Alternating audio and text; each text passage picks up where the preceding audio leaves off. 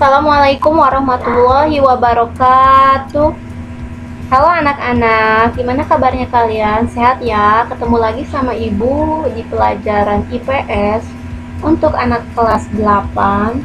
Materinya yaitu, ada yang tahu nggak apa yang akan Ibu jelaskan? Materi tentang apa? Materinya yaitu pengaruh perubahan dan interaksi keruangan terhadap kehidupan di negara ASEAN. Nah, di sini dijelaskan faktor-faktornya apa sih, Bu? Faktor-faktor yang mempengaruhi interaksi keruangan terhadap kehidupan di negara-negara ASEAN. Yang pertama yaitu faktor perubahan ruang dan interaksi antar ruang akibat faktor alam. Yang kedua, pengaruh perkembangan ilmu dan teknologi terhadap perubahan ruang. Yang ketiga, pengaruh perubahan ruang terhadap kehidupan ekonomi. Yang keempat, pengaruh konvensi lahan pertanian, industri, dan pemukiman terhadap perubahan ruang dan interaksi antar ruang. Di sini yang pertama yang akan Ibu jelaskan, faktor pertama yaitu perubahan ruang dan interaksi antar ruang akibat faktor alam. Yang pertama yaitu faktor iklim. Nah, ciri-ciri iklim di negara ASEAN. Iklim di negara ASEAN itu berada di wilayah tropis. Kemudian curah hujannya itu rata-rata 1.500 mm. Dan dilalui muson timur, kemarau, dan muson barat yaitu penghujan. Suhunya rata-rata yaitu 27 derajat Celcius. Nah, berdasarkan letak astronomisnya, sebagian besar wilayah Asia Tenggara itu berada di zona iklim tropis. Hanya Myanmar yang sebagian kecil wilayahnya yaitu bagian utara masuk dalam zona iklim subtropis. Dan kondisi musimnya itu dipengaruhi oleh pergerakan angin muson ya. Nih, angin muson yang berganti arah tiap 6 bulan sekali. Hal ini yang menyebabkan terjadinya musim kemarau dan penghujan di wilayah Asia Tenggara. Nah, perbedaan iklim itu menyebabkan perbedaan fauna endemik. Ya, seperti ada di gambar ya, ada gambar komodo. Kemudian, perbedaan cuaca yang ekstrim juga menimbulkan beberapa bencana juga.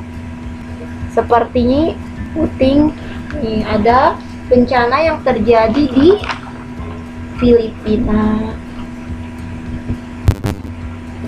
Kemudian geologi pengaruh dari geologi yang kedua yaitu setelah faktor iklim ada faktor geologi, yang mana ASEAN itu menjadi tempat pertemuan 3 lempeng yaitu Eurasia, India, Australia, Pasifik. Akibatnya banyak kegiatan geologis.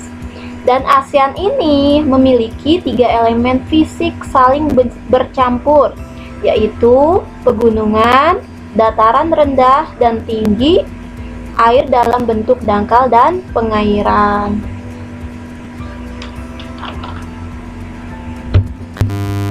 Kemudian yang selanjutnya yaitu faktor sumber daya alam. Nah, faktor sumber daya alam ini di negara-negara ASEAN yang kita lihat nih, Indonesia punya rempah-rempah, beras, teh, kopi.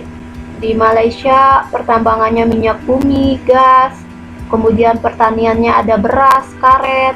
Di Brunei ada kelapa sawit, karet. Singapura memiliki negara yang letaknya strategis karena merupakan pusat dari pelayaran internasional. Di Kamboja pertaniannya karet, beras, kayu.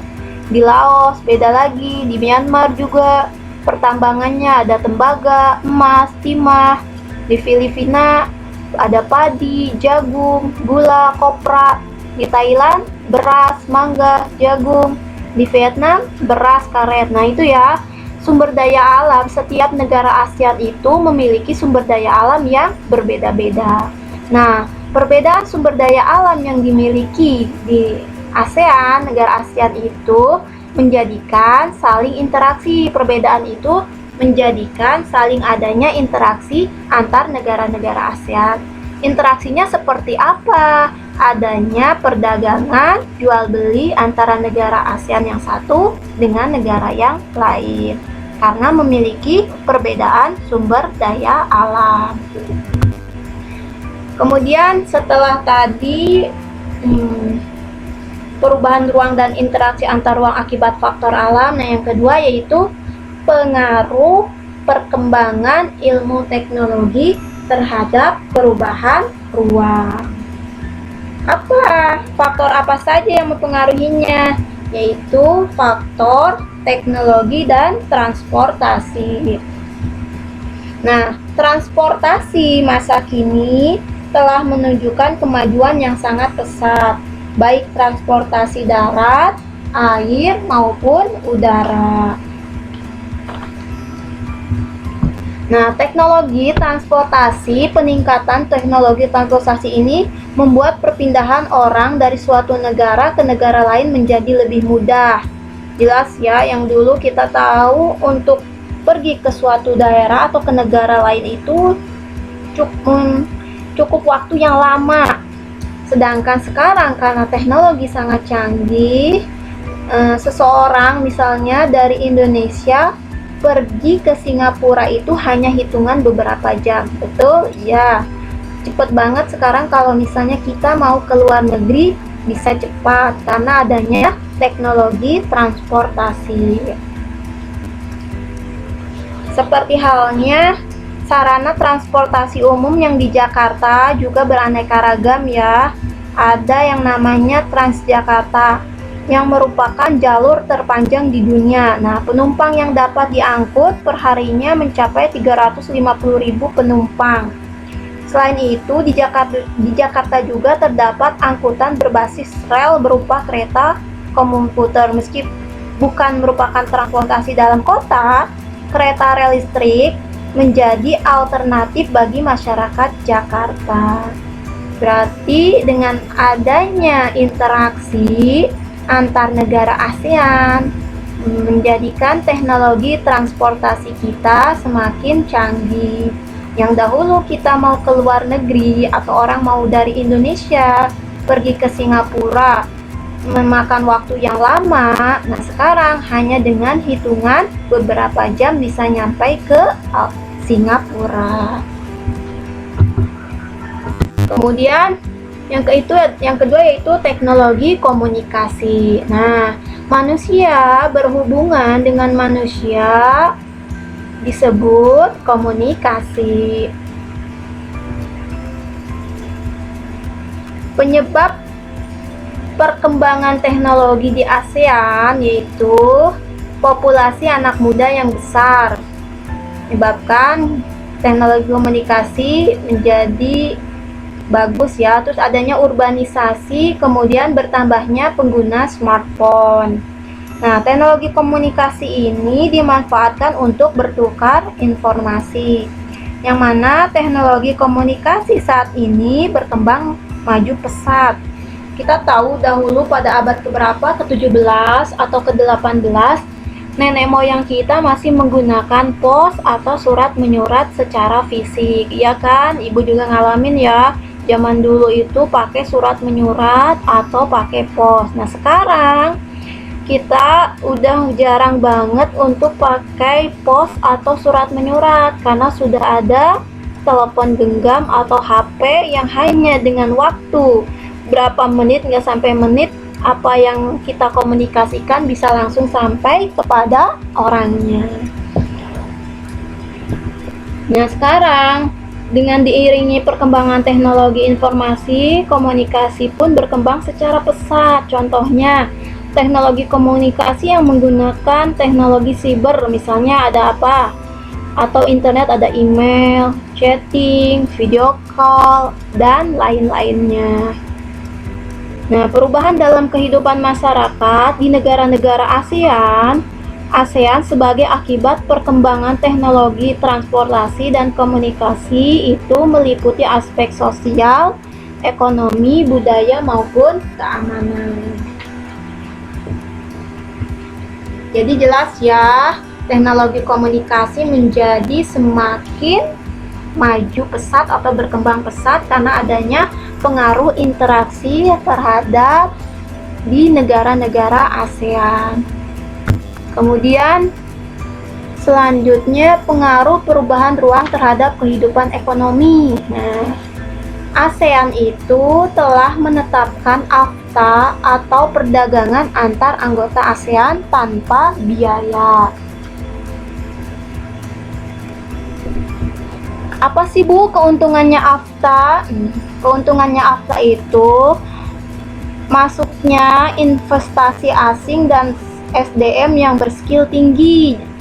Jadi dengan adanya AFTA akan masuk investasi asing dan sumber daya manusianya yang mempunyai kemampuan yang tinggi. Kemudian selanjutnya akan mendorong kompetensi, inovasi, dan perluasan lahan. Yang ketiganya, keuntungannya yaitu konsumen diuntungkan dengan harga produk lebih rendah. Selanjutnya yang keempat, yang mana keuntungan yang keempat yaitu pabrik mendapat bahan mentah lebih murah. Dan yang keuntungan kelima yaitu ASEAN menjadi pasar tunggal yang kuat. Itu keuntungan adanya AFTA di ASEAN. Lalu ada nggak sih Bu kerugiannya kalau ada AFTA? Nah, ada nggak kerugiannya? Jelas ada. Ada kerugian, ada keuntungan, pasti ada kerugian. Nah, kerugiannya itu pendapatan negara dari hasil ekspor akan berkurang. Kemudian masyarakat kurang kemampuan, skillnya kurang, akan kalah dengan orang asing yang mempunyai skill yang tinggi. Kemudian yang ketiga yaitu kerugiannya beberapa produk negara yang tidak mampu bersaing akan sulit berkembang. Keuntungannya ada, ternyata kerugiannya juga ada. Kemudian yang pengaruh yang selanjutnya yaitu pengaruh konvensi lahan pertanian ke industri dan pemukiman terhadap perubahan ruang.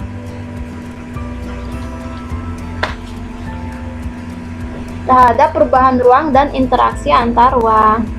Nah, di sini ya, faktor perubahan lahan industri atau pemukiman.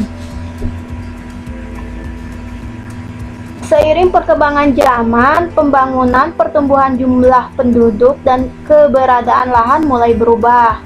Yang mana saat ini makin marak alih fungsi lahan pertanian ke penggunaan lainnya seperti pembangunan permukiman penduduk, industri, pertokoan, dan pariwisata. Konversi lahan menjadi fenomena yang sering dijumpai di negara-negara ASEAN. Konversi lahan pertanian sering terjadi di negara-negara ASEAN dengan laju pertumbuhan penduduk relatif tinggi seperti negara mana? Indonesia, Malaysia, Thailand, Vietnam, Laos, Kamboja, dan Filipina. Nah, konversi terjadi terutama di daerah pinggiran kota ataupun area persawahan yang letaknya berdekatan dengan fasilitas umum seperti di dekat pasar. Kemudian, faktor perubahan lahan industri atau pemukiman. Faktornya apa saja sih Bu yang mengakibatkan pengaruh konvensi lahan? Yaitu akan adanya pesatnya pertumbuhan penduduk, kemudian harga tanah tidak terlalu mahal, dan rendahnya intensif untuk bertani. Jadi karena persawahan sudah menjadi industri, jadi rendahnya intensif untuk bertani. Jadi bertani udah jarang karena sawahnya pun udah jarang, sudah dibangun sama industri-industri. Terus harga tanah juga jadi tidak terlalu mahal. Kemudian pertumbuhan penduduk juga semakin pesat. Lalu efek konversi lahan itu apa Bu? Yaitu berkurangnya luas sawah.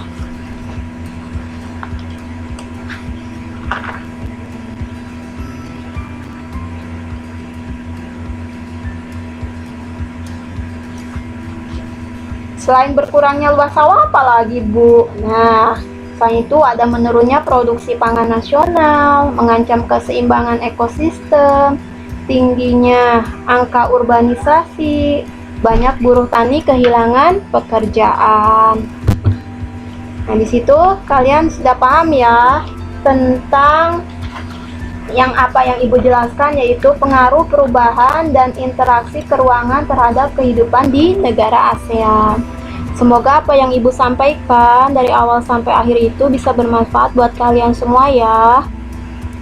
Jangan lupa tetap semangat, tetap ceria meskipun pembelajaran secara online atau daring. Wassalamualaikum warahmatullahi wabarakatuh.